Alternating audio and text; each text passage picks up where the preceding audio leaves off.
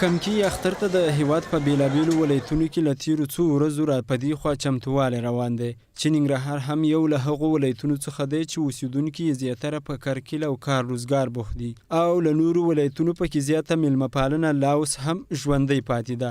د کوچني اختر په رارسېدو سره دلته جلال آباد ښار ته له لرې پرتو ولسوالیو او د ښار ګڼ شمېر اوسیدونکي په دې موخه راغلي دي چې د اختر لپاره تیاری ونیسي او اختریز توکي له ځانه سره یوسي. په اختریزو توکو پسې راغلي یو شمېر خلک وایي اختر په ټولو اختر وي، خو هغوی ته بیا لا خوندور وي چې میټایي کارتن په لاس د خسر کور ته ورځي.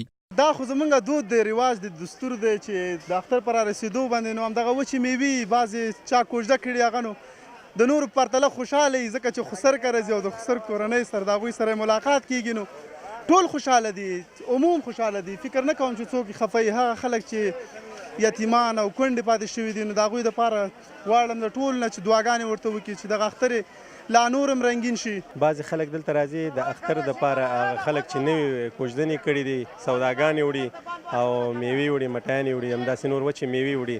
هغوی د نسبت د نورو خلکو پرتله ډېر خوشحاله دي ځکه چې د اختر مبارکۍ میوې وړي. جلال آباد ښار ته په اختریزو توکو پسې راغلي خلک دا هم وایي په دې خوشحاله دي چې هیڅ له کومې ویرې سږني کال اختر ته تیاری نیسي او اختریز توکي اخلي. دوی د اختر په شپو ورځو کې له امنیتي ځواکونو د لا ښه امنیت غوښتنه کوي.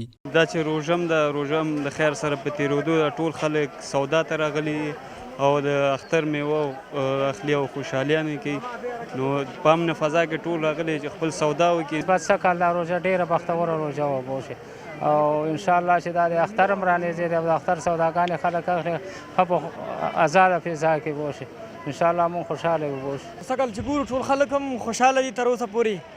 الله دې همداسې خوشحال لري او ټولو نه دا خواهش او غوښتنه لرو چې دا اختر د سولې ښه په خوشحالۍ په مینه محبت باندې ولمانځي.